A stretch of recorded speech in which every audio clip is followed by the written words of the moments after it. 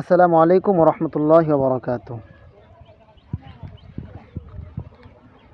5ই আগস্টের পরে ডক্টর ইউনূস সাহেবকে বসাইছে কারা? ডক্টর ইউনূস সাহেবকে বসাইছে ছাত্র জনতা। ছাত্র জনতা অনেক আশা নিয়ে, অনেক স্বপ্ন নিয়ে, অনেক চিন্তা ফিকির করে ডক্টর ইউনূস সাহেবকে বসাইছে। তার মধ্যে সবচেয়ে ইম্পর্টেন্ট একটা জিনিস তারা লক্ষ্য করছে, সেটা হলো ডক্টর ইউনূস সাহেবের সারা বিশ্বের মধ্যে একটা গ্রহণযোগ্যতা। 2 নম্বর, ডক্টর ইউনূস সাহেব মানে হাসিনার এন্টি, অর্থাৎ হাসিনা ডক্টর ইউনূসরে দেখতে পারে না, বা তার দুইটা একটু অনেক পার্থক্য আছে। কারণ ডক্টর ইউনূস সাহেবের বিরুদ্ধে মামলা আছে হাসিনার, মানে আওয়ামী লীগের পক্ষ থেকে, বা এরকম তাদের সাথে একটা বেমিল আছে, মিল নাই। তো কথা হচ্ছে ওইটা না। তো বিভিন্ন দিক থেকে চিন্তা করে ছাত্ররা ডক্টর ইউনূস সাহেবকে বসাইছে। এখন ছাত্রদের বিরুদ্ধে যদি এই ডক্টর ইউনূস, যে কিনা আজকে যদি আওয়ামী লীগ থাকতো, বা আওয়ামী লীগের জামানা যদি থাকতো, বা ওই সময় যদি থাকতো, তাহলে ডক্টর ইউনূস এখনও সে আদালতের পাড়ায় পাড়ায় মামলা হামলা নিয়ে তিনি ব্যস্ত থাকতেন। তার বিরুদ্ধে অসংখ্য মামলা ছিল, এবং তাকে নিয়ে অনেক ব্যঙ্গ আওয়ামী লীগ করেছে, তাকে অনেক চেষ্টা করেছে দমানোর জন্য, তাকে শেষ করে দেওয়ার জন্য। কিন্তু সেই ডক্টর ইউনূস, তাকে এত বিশ্বাস করে ছাত্র জনতা এত বড় একটা দায়িত্ব দিল, যে হয়তো ডক্টর ইউনূস সাহেবের মাধ্যমেই বাংলাদেশে অনেক কিছু পরবর্তী যে সমস্যাগুলো ওনার মাধ্যমে সমাধান হবে। কারণ এমন একটা ক্রাইসিস মুহূর্ত, যে সরকার পতন হয়ে গিয়েছে, এখন কারে বসাবে, কারে বিশ্বাস করবে না করবে, কোথাও বিশ্বাস খুঁজে পাওয়া যাচ্ছিল না। বাস্তব, কারে বসাবে? সবাই তো বিগত 16 বছর সবাই, বিএনপি বলেন, জামাত বলেন, এবং হুজুর বলেন, খেজুর বলেন, সবাই তো আওয়ামী লীগের, সবাই আওয়ামী লীগ ছিল, সবাই আওয়ামী লীগের দালালি করছে। সবাই, কিছু মানুষ ব্যতীত, অল্প কিছু মানুষ, দুনিয়ার সবাই খারাপ থাকে না, দুনিয়ার সবাই বিক্রি হয় না। তো সেখানে কিছু মানুষ হয়তো বিক্রি হয় না, অধিকাংশ মানুষ আওয়ামী লীগ, সবাই এক কথা, বিএনপি জামাত অন্য কোনো পার্টি বলতে কিছু ছিল না, জাস্ট আওয়ামী লীগে ছিল। এই জন্য কারে বিশ্বাস করবে? কোনো বিশ্বাসযোগ্য, বিশ্বস্ত কোনো মানুষকে ছাত্র জনতা খুঁজে পায় নাই। অনেকেই হয়তো আলোচনার মধ্যে প্রত্যেকটা দল অনেকের নাম বলছে, অমুকরে বানাই তমুকরে বানাই, কারো নামে তারা ইচ্ছা পোষণ করে না, হবে না। এক কথায় ডক্টর ইউনূসকে দেশে এনে ডক্টর ইউনূসকে প্রধান উপদেষ্টা বানানো হবে। তারা ডক্টর ইউনূসের সাথে কথা বলছে, কথা বলার পরে ইউনূস সাহেব তিনি প্রথমত রাজি হয় না, পরবর্তীতে রাজি হয়েছে, পরবর্তীতে তিনি এই বড় দায়িত্ব গ্রহণ করছে।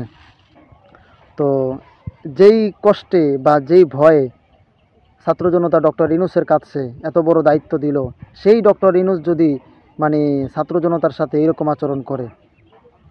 আচরণ যদি করে, তাহলে ছাত্র জনতা কোথায় যাবে? তারা এত বড় রিস্ক নিছে, এত কষ্ট করছে, তাদের খাওয়া নাই, নাওয়া নাই, তারা কোনো রকম কোনো সুবিধা কোনো কিছুই পাচ্ছে না, তাদের উপর শুধু হামলা। কিছুদিন আগে আপনারা জানেন যে জুলাই গণ অভ্যুত্থানের মহানায়ক আমি মনে করি, আর বাংলাদেশের বর্তমানে সবচাইতে জনপ্রিয় বলতে সবাই তাকে, অধিকাংশ মানুষই তাকে ভালোবাসে। কারণ ভালোবাসা এমনি এমনি আসে না। হাসনাত আবদুল্লাহকে ভালোবাসার অনেকগুলো কারণ আছে, এই কারণ নিয়ে না হয় পরে কথা হবে। তো এই জন্যই দেখেন, এনসিপি তারা দল করছে, এই দল আসলে তাদের দল করা উচিত হয় নাই, এটা আমি ব্যক্তিগতভাবে বলতে পারি, তাদের দল করা উচিত হয়নি। তো এনসিপির তো আরও কত নেতা আছে, নাহিদ আছে, আসিফ আছে, আবার এই যে অনেকেই আছে, কিন্তু সব থেকে দেখবেন সবাই, এই যদি আজকে এনসিপি তো তারাই যারা জুলাই অভ্যুত্থান করছে। এনসিপি যদি আওয়ামী লীগ নিষিদ্ধ ডাক দিত, এত মানুষ হইতো না। একমাত্র একজন ব্যক্তি ডাক দিছে, হাসনাত আবদুল্লাহ, কোনো দল মত নির্বিশেষে, এই জন্য এত মানুষ জমায়েত হয়েছে। এই জন্য হাসনাত আবদুল্লাহর একটা গ্রহণযোগ্যতা আছে, তার কারণ তার মধ্যে কোনো বিক্রি হওয়ার, বা তাকে কিনে ফেলবে, বা তাকে একটু সুবিধা দিলে সে অর্থাৎ গোলালু হবে, বিষয়টা এরকম না। তার কথা হলো জনগণকে নিয়ে এত বড় কাজ করছে, এই জনগণই সমস্ত সব কিছু রায় দিবে, জনগণকে সাথে নিয়ে সব কিছু করা হবে, এই জনগণই আওয়ামী লীগকে নিষিদ্ধ করবে। তার কথা হলো এইটা। এখন কথা হচ্ছে, এই যে তারা দল করছে, এত কিছু করছে, অনেক বিতর্কিত কাজ ছাত্র জনতার মধ্যে তৈরি হয়েছে। অনেকেই আবার তাদের নিজেকে দল বাদ দিয়ে অনেকে বিএনপিতে যোগ দিতেছে, আওয়ামী লীগ বিভিন্ন দলে যোগ দিতেছে, কিছু পদপদবি পাওয়ার লেগে, টাকা টুকা কামানোর লেগে। আবার দেখবেন অনেকে আবার মাস্টার মাইন্ড সাজে যে আন্দোলনের পুরো ক্রেডিটটা একজন নিতে চায়, পুরা ব্যক্তি স্বার্থের জন্য অনেকে অনেক কিছু করছে। আসলে এগুলোতে কোনো ফায়দা আসবে না, এগুলোতে শুধু আমাদের মধ্যে ভাগাভাগি তৈরি হবে, আমাদের মধ্যে ঐক্য থাকবে না। এখন যে কথা বলছিলাম, ডক্টর ইউনূস সাহেবকে এত বিশ্বাস করে তারা এত বড় দায়িত্ব দিল, সেই ডক্টর ইউনূস যদি এই ছাত্র জনতার সাথে গাদ্দারি করে আর এই জুলাই গণ অভ্যুত্থানকে যদি মানে পরাজিত করে এই দুঃখ রাখার জায়গা নাই। এই যে আসিফ নজরুল জাতীয় গাদ্দার, আসিফ নজরুল কত বড় ভিলেন সে যে বসে আছে, এই যে একমাত্র যারা যারা বোঝার সবাই বুঝছে, অনেকেই হয়তো বুঝলে কি হবে। এখন যেহেতু জায়গা মতো বসে আছে, এখন তো চাইলে ট্রেনে নামানো যায় না, এজন্য জোর করে ওই জায়গা দখল করে আছে।